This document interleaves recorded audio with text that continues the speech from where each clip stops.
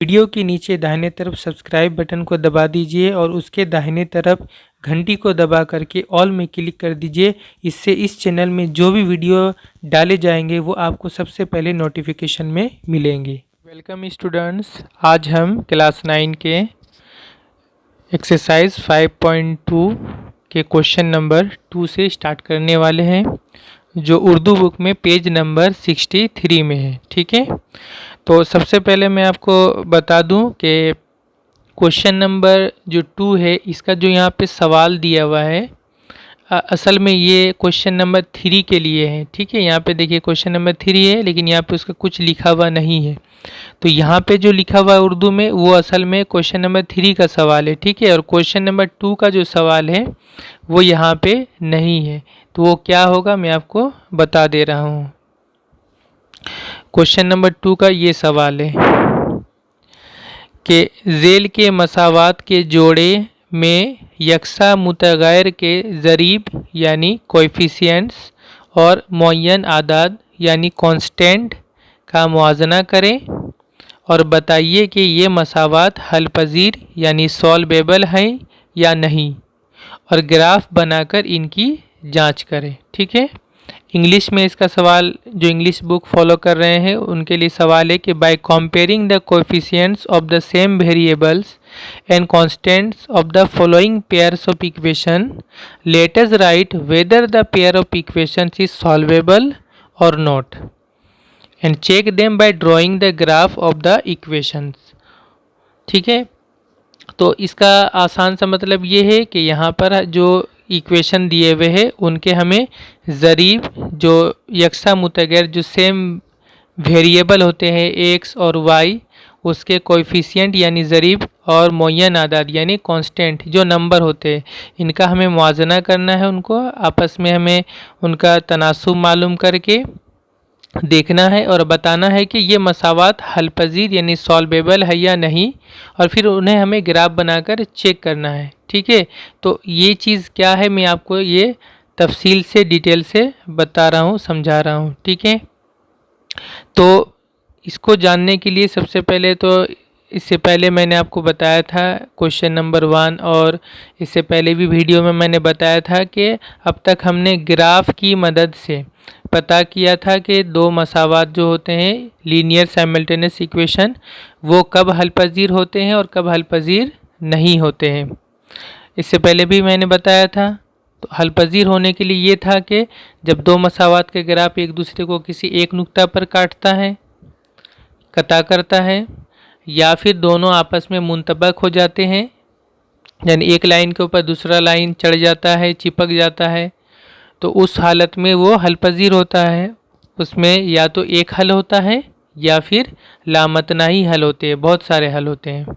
और जब दो मसावात का ग्राफ आपस में मतवाजी हो जाता है, पैरेलल हो जाता है, तो फिर उनका कोई हल नहीं होता है, यानी वो सॉल्वेबल नहीं होते हैं, नॉट सॉल्वेबल।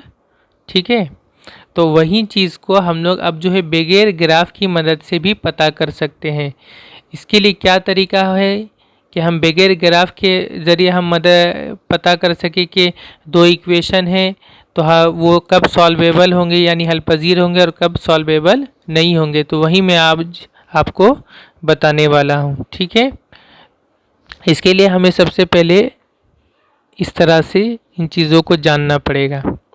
देखिए मैंने यहाँ पे लिखा है लीनियर साइमल्टेनियस इक्वेशन हमजाद खती मसावात सॉल्वेबल और नॉट सॉल्वेबल, यानी हल पजीर होंगे कब और कब हल पजीर नहीं होंगे, ना हल पजीर होंगे।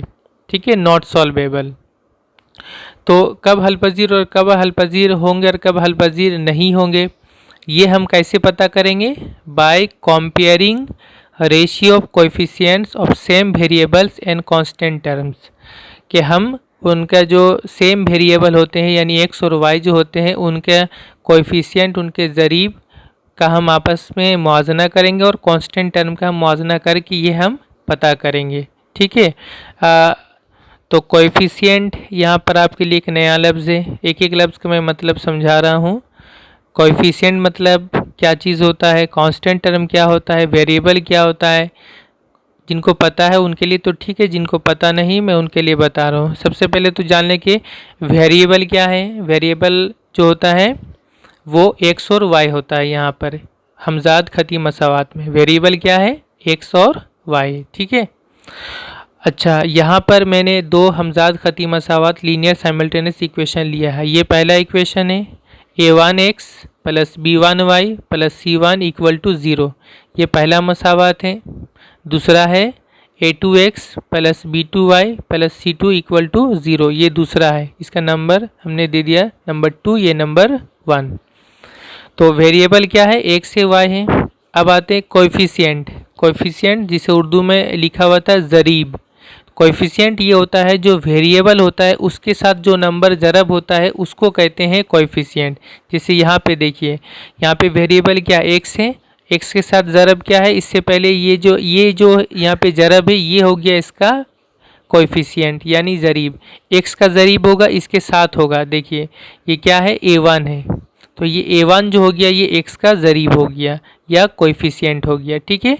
यहाँ पे जो a1 है, b1 है, c1 है या फिर a2 b2 c2 ये सभी नंबर होंगे, ठीक है, चाहे प्लस में होंगे या चाहे माइनस में होंगे और यही उनके ज़रीब होते। तो x का ज़रीब क्या होगा, इससे पहले जो ज़रब है इसके साथ इंटू है वो होगा इसका ज़रीब, x का ज़रीब होगा a1।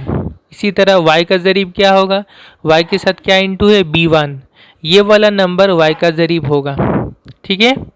इसी तरह इक्वेशन 2 में x का ज़रीब क्या होगा या x का कोएफिशिएंट क्या होगा, वो होगा a2 और y का कोएफिशिएंट क्या होगा, वो होगा b2, ठीक है, प्लस b2। तो आपको समझ में आ गया होगा कोएफिशिएंट या ज़रीब का मतलब क्या होता है। जो वेरिएबल के साथ जो नंबर इंटू होता है, ज़रब होता है, वो होता है उसका कोएफिशिएंट, ठीक है। और है कांस्टेंट टर्म। कांस्टेंट टर्म जो होता है जिसमें वेरिएबल नहीं होता है। यहाँ पर कांस्टेंट टर्म जो है पहले वाले इक्वेशन में वो है c1। देखिए इसके साथ कोई x या y नहीं है, तो ये वाला हो गया पहले वाले इक्वेशन का कांस्टेंट टर्म। कांस्टेंट टर्म, ठीक है, मुअय्यन अदद, मुअय्यन अदद।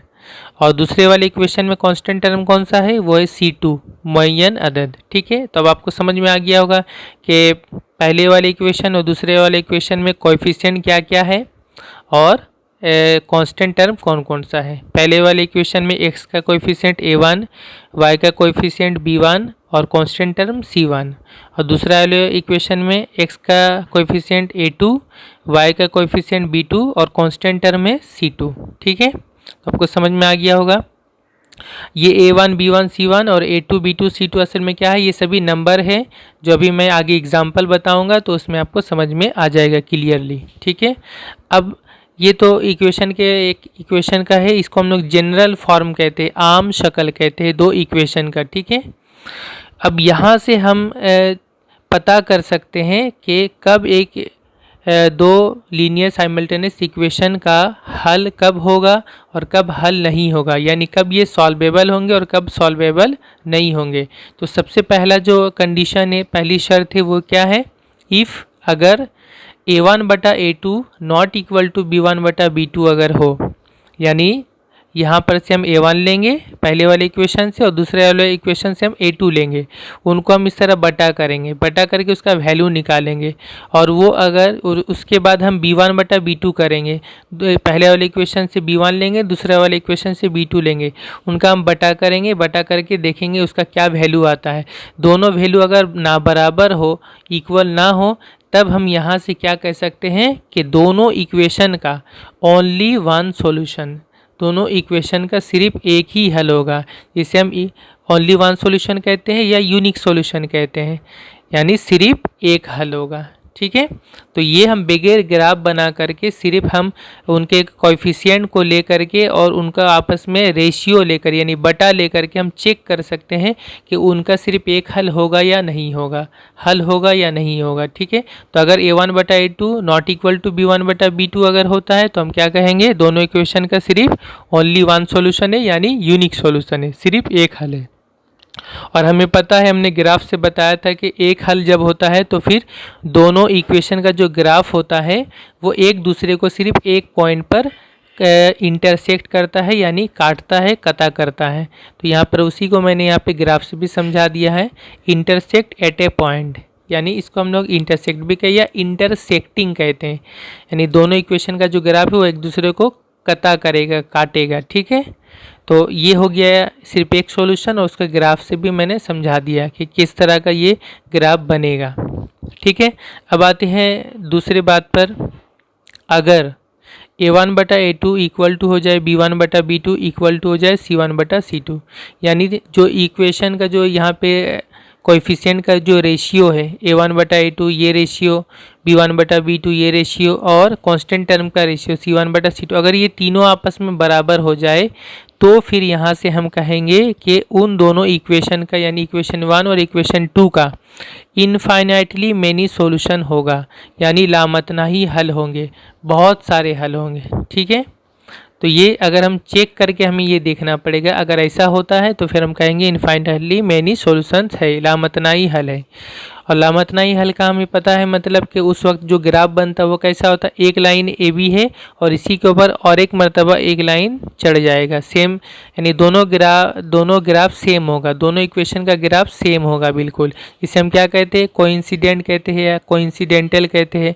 एक और लफ्ज़ जिसके लिए इस्तेमाल होता है ओवरलैपिंग, जो हम लोग क्वेश्चन नंबर 3 में आगे देखेंगे। ओवरलैपिंग मतलब ये होता है एक के ऊपर दूसरा चढ़ जाना या चिपक जाना।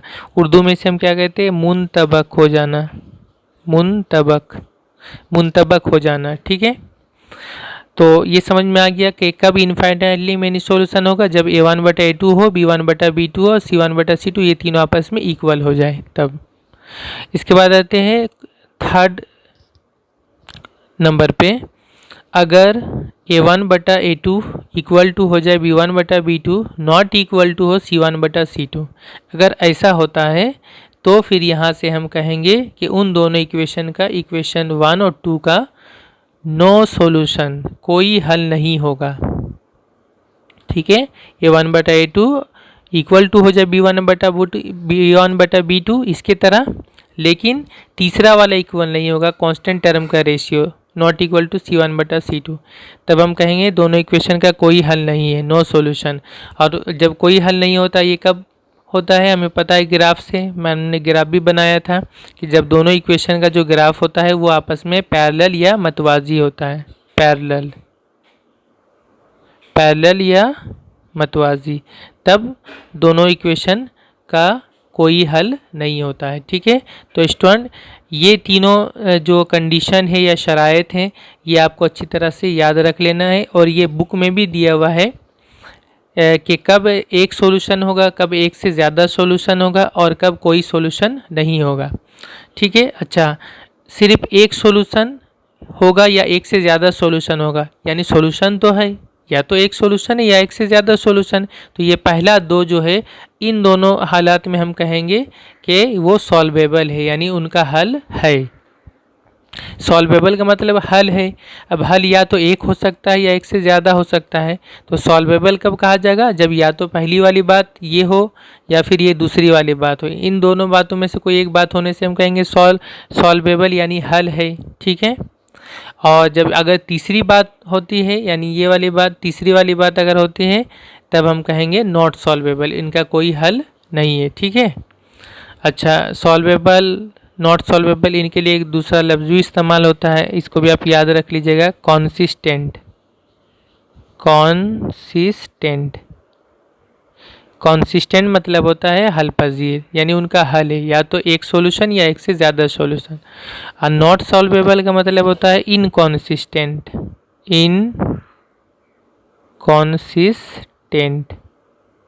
यानी इनका कोई हल नहीं है।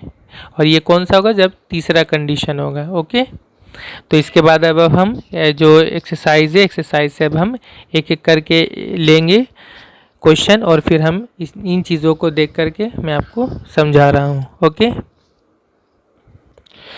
और एक बात मैं ये भी बता दूं कि अगर आपको किताब में यही सब बातें देखनी है तो ये एक्सरसाइज से 2 पेज पहले यहाँ पर पेज नंबर 59 में है बुक में, यही बातें जो मैंने आपको बताई वो यहाँ पर भी दिया हुआ है।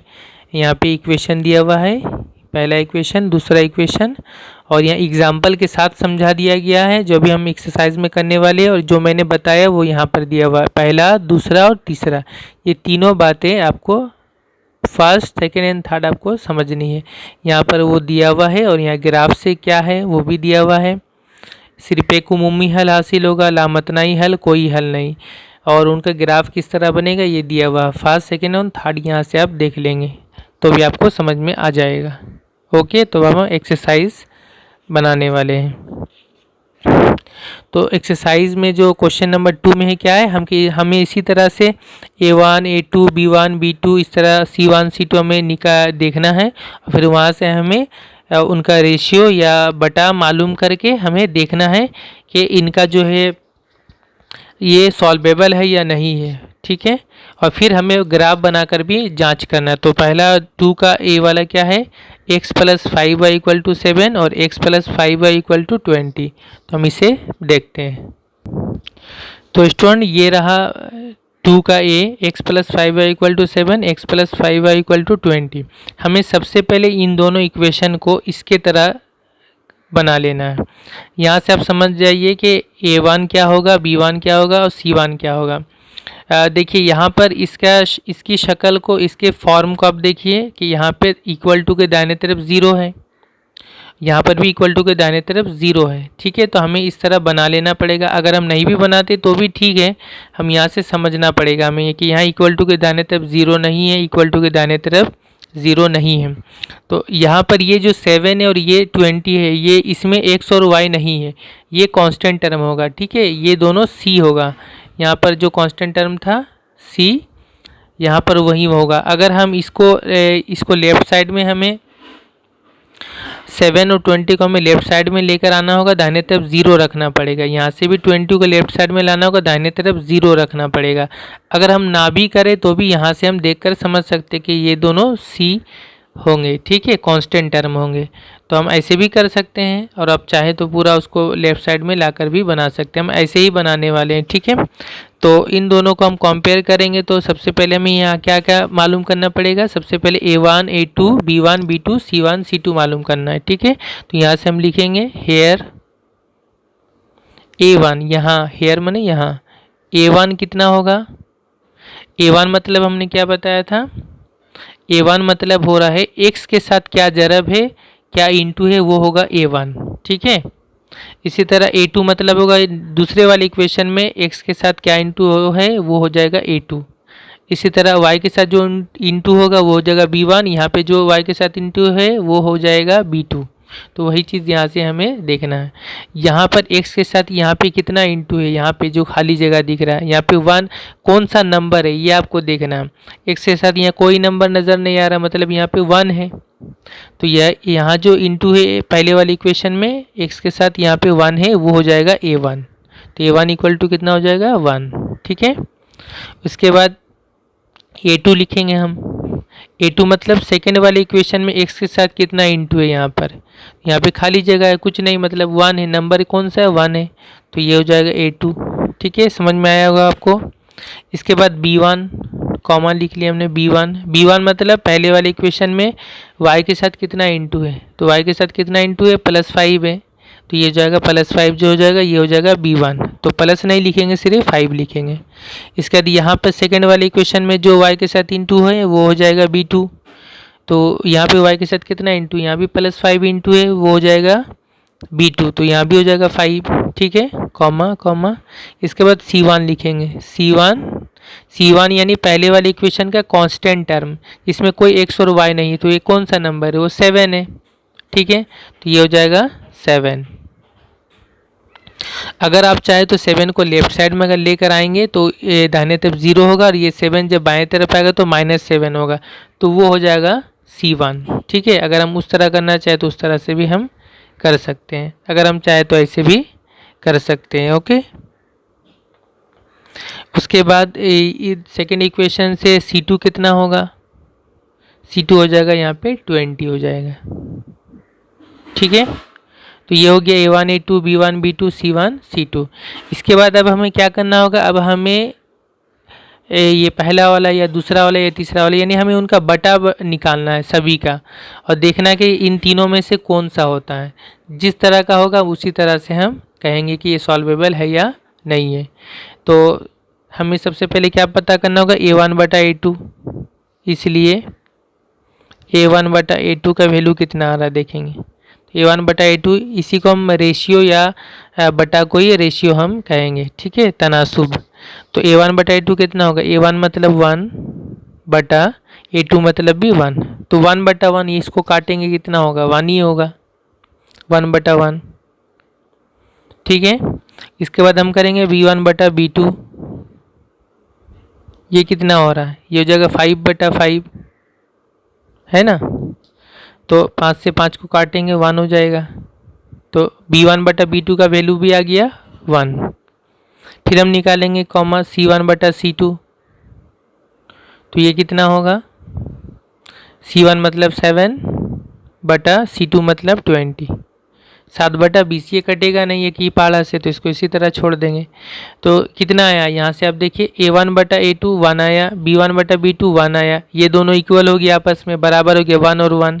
लेकिन C1/C2 7/20, ये तीसरा वाला इक्वल नहीं हो रहा है, यानी यहाँ से हम क्या लिख सकते हैं, इसलिए A1/A2 बराबर है किसके साथ, B1/B2 के साथ, क्योंकि इसका वैल्यू भी 1 आया है, इसका वैल्यू भी 1 आया है, तो ये दोनों आपस में बराबर है। लेकिन 1 हुआ, लेकिन 7/20 के साथ बराबर नहीं, ये तो 7/20 से 1 नहीं है, नॉट इक्वल टू C1/C2, ना बराबर है, बराबर नहीं है, ये तीसरा वाला और ये चीज़ हो रहा है। तो ये चीज़ का मतलब क्या है, यहाँ से हम देखें A1/A2 बराबर है B1/B2, not equal to C1/C2। जब ऐसा होता है तो हम यहाँ से क्या बोल सकते हैं, नो सॉल्यूशन, इनका कोई हल नहीं है। तो फिर यहाँ से हम क्या कहेंगे कि यहाँ से हम कहेंगे कि ये जो इक्वेशन है, इन दोनों इक्वेशन है, इसका नाम दे दे 1 या यहाँ पे 2, इन दोनों इक्वेशन का, इसको देखकर हम कह सकते हैं कि इनका कोई हल नहीं है, ठीक है। इसलिए equation 1 and equation 2 are not solvable, यानी इक्वेशन 1 और इक्वेशन 2 सॉल्वेबल नहीं है, हल पजीर नहीं है। देखिए कितना इजी तरीका से हमने पता कर लिया, बगैर ग्राफ बनाए ही हम सिर्फ उनके कोएफिशिएंट, यानी जो x और y जो है वेरिएबल, उनका कोएफिशिएंट हमने लिया और उसका हमने आपस में बटा किया, यानी रेशियो मालूम किया, और वहीं से हम बोल दे सकते हैं, कह सकते हैं कि इनका सॉल्यूशन है या नहीं है, बिल्कुल इजी तरीके से हम बता सकते हैं, ठीक है। तो अब तो हमें पता चल गया कि इन दोनों इक्वेशन का कोई सॉल्यूशन नहीं है, ठीक है। इसके साथ साथ सवाल में ये कहा गया है कि आप ग्राफ बनाकर चेक कीजिए कि वाकई में इनका सॉल्यूशन है या नहीं है। और यहाँ से मैंने बताया कि अगर ये कंडीशन होती है तो फिर ये कंडीशन अगर होते हैं तो फिर इन दोनों इनका अगर हम ग्राफ बनाएंगे तो आपस में क्या होगा, मतवाजी होगा, ठीक है। तो स्टूडेंट मैंने इनका ग्राफ भी बनाया, अगर आप इनका ग्राफ बनाइएगा तो अगर आप इन दोनों इक्वेशन का ग्राफ बनाना चाहें तो ग्राफ बनाकर भी आप देख सकते हैं, मैं आपको ग्राफ बनाकर भी दिखा दे रहा हूँ, ओके, कि इनका कोई हल नहीं होगा। तो चले इन इक्वेशन का ग्राफ बनाते हैं और चेक करते हैं कि वाकई जो हमने लिखा कि इनका हल नहीं है तो है भी या नहीं, हम चेक करें। तो फ्रॉम इक्वेशन 1, ये पहला इक्वेशन है x + 5y = 7। देखिए यहाँ से हम या तो y निकालेंगे या तो x निकालेंगे।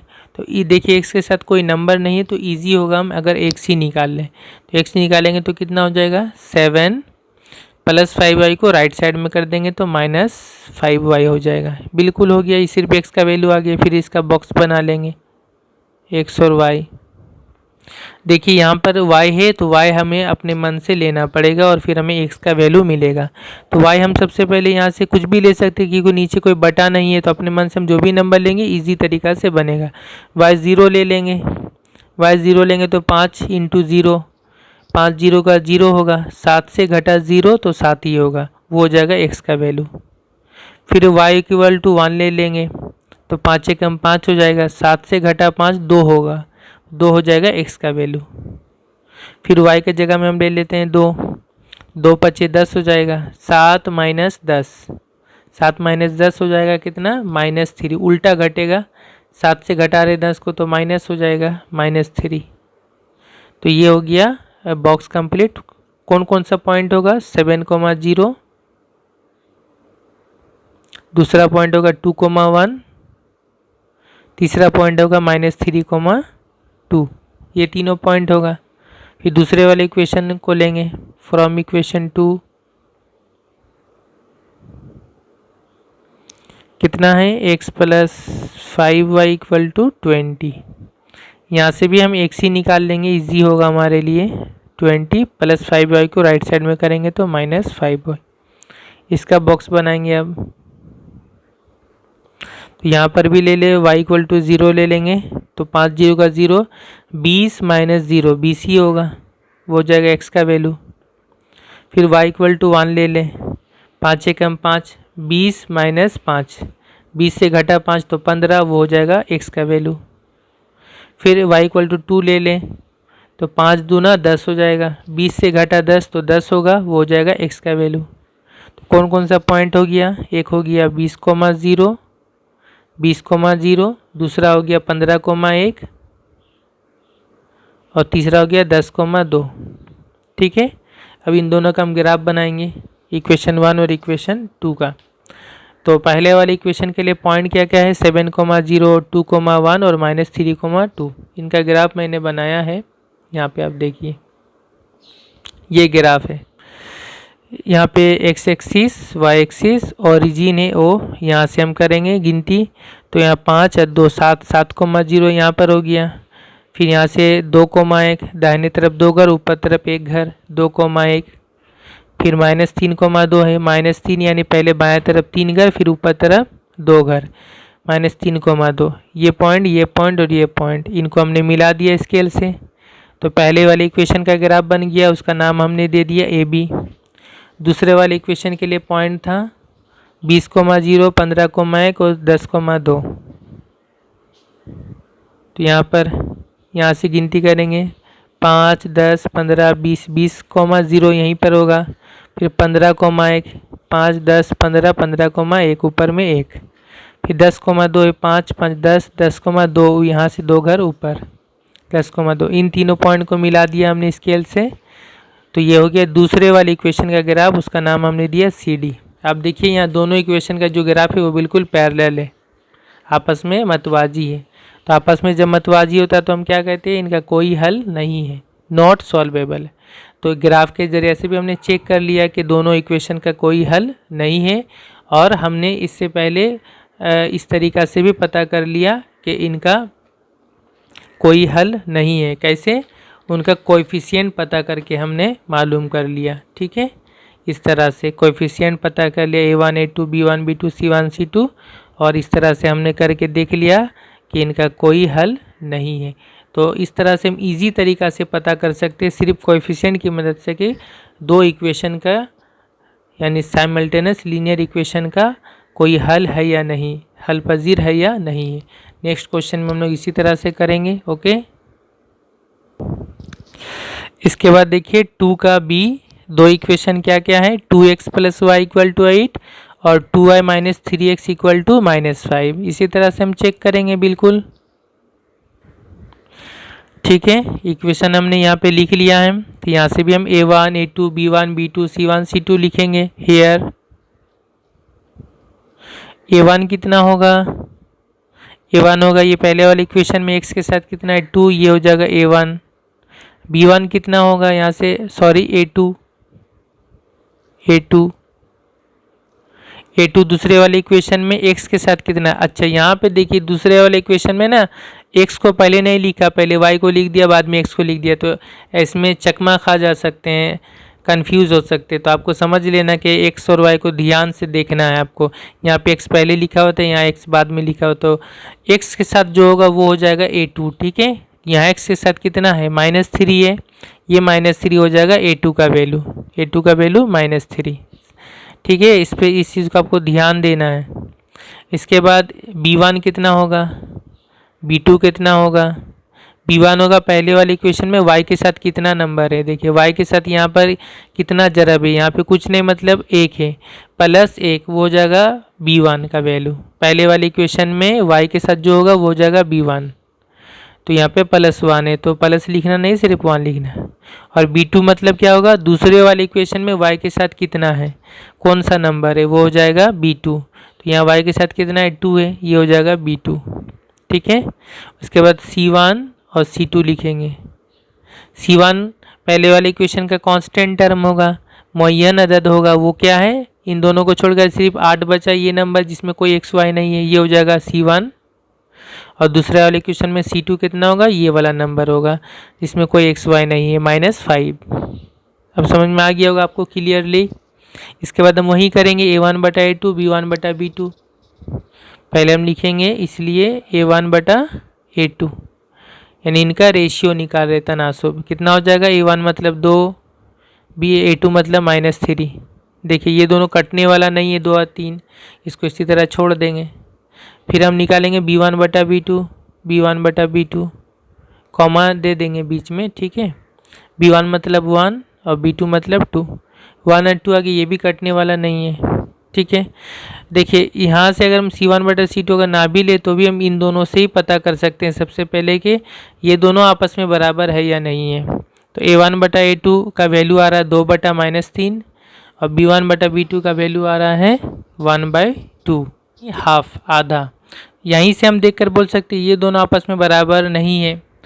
तो हमें यहाँ से c1/c2 का वैल्यू अगर हम ना भी निकालें तो भी कोई बात नहीं है, वो अगर हम निकालेंगे तो 8/-5 होगा। अगर सिर्फ पहला 2 ही अगर ना बराबर हो जाए, यहाँ तो ना बराबर है, 2/-3 और 1/2 बराबर नहीं है, देख कर ही समझ में आ रहा है।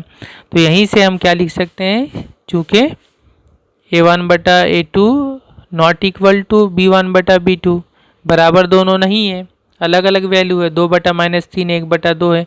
तो यहीं से हम क्या बोल सकते हैं, जो पहला वाला कंडीशन था कि अगर a1/a2 not equal to b1/b2 अगर होता है, बराबर नहीं होता है, तो फिर क्या होगा, दोनों इक्वेशन सॉल्वेबल होगा, उनका हल है और सिर्फ एक ही हल होगा, ओनली वन सॉल्यूशन या यूनिक सॉल्यूशन होगा। इसलिए हम यहाँ से क्या लिखेंगे, इसीलिए ये द इक्वेशंस, इक्वेशन 1 इक्वेशन 2 ऐसे भी लिख सकते हैं या इक्वेशंस भी लिख सकते हैं।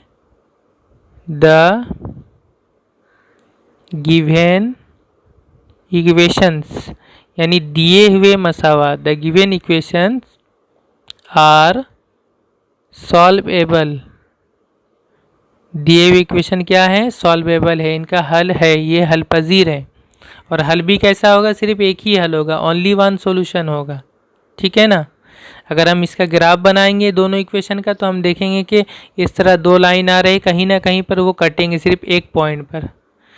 तो इसका स्टूडेंट मैं ग्राफ नहीं बना रहा हूँ, और आगे क्वेश्चन जो उनका ग्राफ नहीं बनाऊंगा सी और डी का, इसका ग्राफ आप खुद से ही बनाइएगा। ठीक है, और देखिएगा कि वहाँ पे दोनों लाइन एक पॉइंट पर ही कट करेगा, एक ही पॉइंट पर इंटरसेक्ट करेगा। ओके, इसका क्वेश्चन नंबर सी दे, क्वेश्चन नंबर सी देखिए, 5x + 8y इक्वल टू 14 और 15x + 24y equal to 42। Okay, ये रहा दोनों इक्वेशन। तो यहाँ से भी हम लिखने वाले इनका कोएफिशिएंट क्या क्या है x और y का। तो a1 कितना होगा, a1 हो जाएगा x के साथ यहाँ कितना है 5 है, हो जाएगा a1। a2 कितना होगा, यहाँ पर x के साथ कितना है 15 है, वो हो जाएगा a2। b1 कितना होगा, b1 इक्वल टू इसके साथ y के साथ कितना है, यहाँ पर +8 है, तो यानी 8। b2 कितना होगा, y के साथ यहाँ 24 है, +24 यानी 24। ठीक है, कॉमा c1 कितना होगा, यहाँ पे कांस्टेंट टर्म है 14, और c2 कितना होगा, यहाँ कांस्टेंट टर्म है 42। ठीक है, अब हम इनका रेशियो पता करेंगे यानी बटा, इसलिए a1/a2 कितना होगा, देखें 5/15 होगा, 5/15 काटेंगे तो कितना होगा, 5 एकम 5, 5 तिया 15, कितना आ गया 1/3। इसी तरह हम निकालेंगे b1/b2। ठीक है, b1/b2 कितना होगा, 8/24 होगा, b1 8 और b2 24, काटेंगे एक ही बार में कट जाएगा, 8 एकम 8, 8 तिया 24, कितना आ गया 1/3। यहीं से आप देख लीजिए a1/a2 भी 1/3 आ गया और b1/b2 भी 1/3 आ गया, दोनों बराबर हो गया ना, a1/a2 b1/b2। तो जब ऐसा हो जाए तो फिर हम c1/c2 भी निकाल के देखेंगे कितना आता है, c1/c2, c1/c2 है 14/42, ये भी कट जाएगा 14 के पहाड़ा से, 14 कम 14, 14 तिया 42, कितना आ गया 1/3 आ गया। तीनों बराबर हो गया, A1 बटा A2 भी 1/3 आया, B1 बटा B2 भी 1/3 आया और C1 बटा C2 भी 1/3 आ गया, यानी तीनों बराबर है। यानी इसलिए A1 बटा A2 बराबर हो गया B1 बटा B2 बराबर हो गया C1 बटा C2, तीनों का वैल्यू 1/3 है।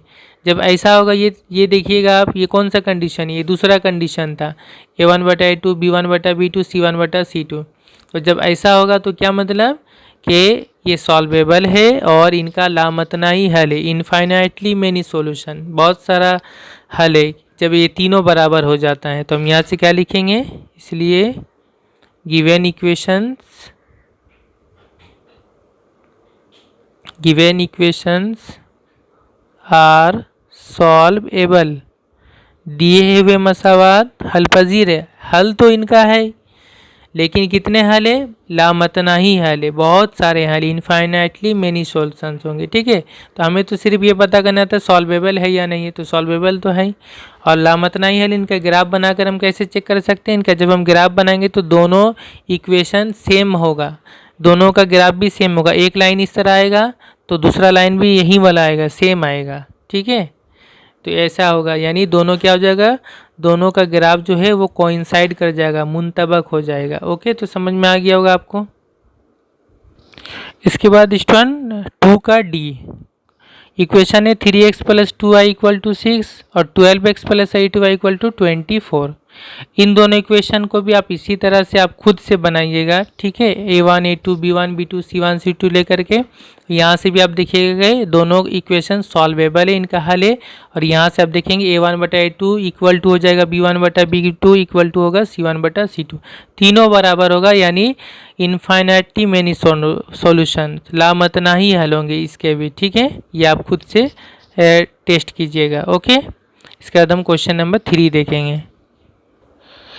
इसके बाद स्टूडेंट क्वेश्चन नंबर 3 जो था वो असल में था ये वाला क्वेश्चन जो मैंने पहले बताया था कि यहाँ पर भी हमें क्या करना है, इसी तरह से मसावात के जो जोड़े हैं उनके ज़रीब यानी कोएफिशिएंट और कांस्टेंट टर्म का हमें तनासुब मालूम करना पड़ेगा, बटा मालूम करना पड़ेगा। और फिर हमें देखना है कि इन मसावात का जो ग्राफ है वो मतवाजी होंगे यानी पैरेलल होंगे, या एक दूसरे को किसी नुक्ता पर कता करते हैं यानी इंटरसेक्टिंग करेंगे एक नुक्ता पर, या फिर वो मुंतबक है यानी कोइंसिडेंटल या ओवरलैपिंग है या नहीं, यानी एक के ऊपर दूसरा चिपक जाता है कि नहीं। इन तीनों में से हमें ये पता करना है। ठीक है, यहाँ पे हमें ग्राफ नहीं मालूम करना है, सिर्फ ऐसे ही हमें रेशियो से पता करना है। ठीक है, तो हम क्वेश्चन नंबर 3 के ऐसे हम लिखेंगे 5x plus 3y equal to 11 और 2x minus 7y equal to -12।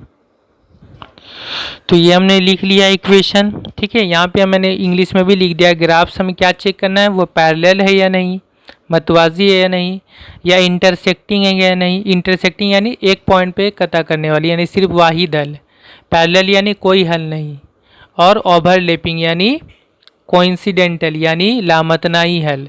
ठीक है, तो हमें सिर्फ इन चीज़ों को चेक करना, पैरेलल है या इंटरसेक्टिंग है या ओवरलैपिंग है, क्या है।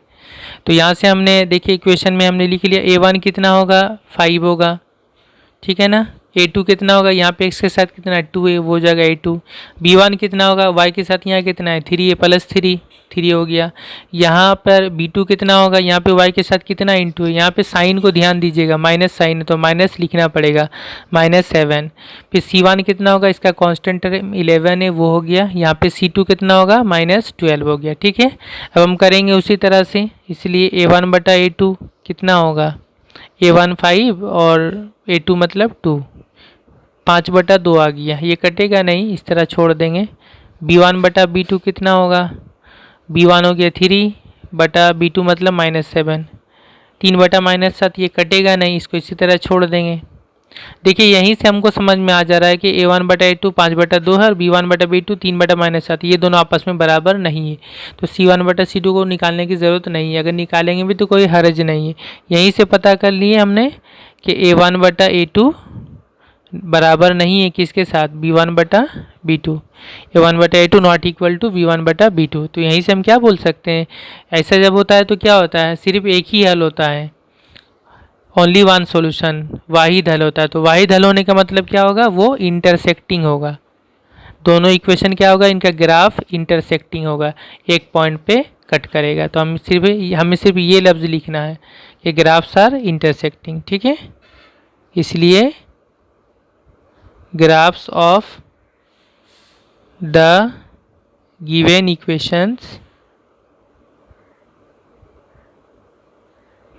आर इंटरसेक्टिंग, बस ये हमें लिखना है। ओके, इसी तरह से आप पता कीजिएगा बाकी इक्वेशंस का भी, और वहाँ से आप लिखिएगा इसी तरह से कि graphs of the given equations are parallel होगा तो पैरेलल लिखिएगा, ओवरलैपिंग होगा तो ओवरलैपिंग लिखिएगा, यानी कोइंसिडेंटल। ओवरलैपिंग के लिए क्या होगा, तीनों बराबर हो जाएगा, A1/A2 equal to B1/B2 equal to C1/C2। और पैरेलल के लिए क्या होता है, A1/A2 equal to B1/B2 not equal to C1/C2। Okay, तो जो बाकी क्वेश्चन है स्टूडेंट वो आप घर में खुद से प्रैक्टिस कीजिएगा और फिर मुझे अलग से पर्सनली मैसेज करके बताइएगा कि हाँ मैंने बना लिया है सर। ओके, क्वेश्चन नंबर 4 में भी उसी तरह का है कि जो हल पजीर है वो आपको चेक करना है इस तरह से। क्वेश्चन नंबर 4 में भी इसी तरह से आपको चेक करना है, जो हल पजीर है उनका ग्राफ बनाकर उनको हल करना है। और अगर लामतनाही हल होते हैं यानी बहुत सारे हल होते हैं तो कम से कम 3 हल लिखना है। इससे पहले मैंने वीडियो वगैरह में बताया था, ठीक है। तो स्टूडेंट इसके बाद जो है मैं एक्सरसाइज 5.3 स्टार्ट करूँगा। ओके।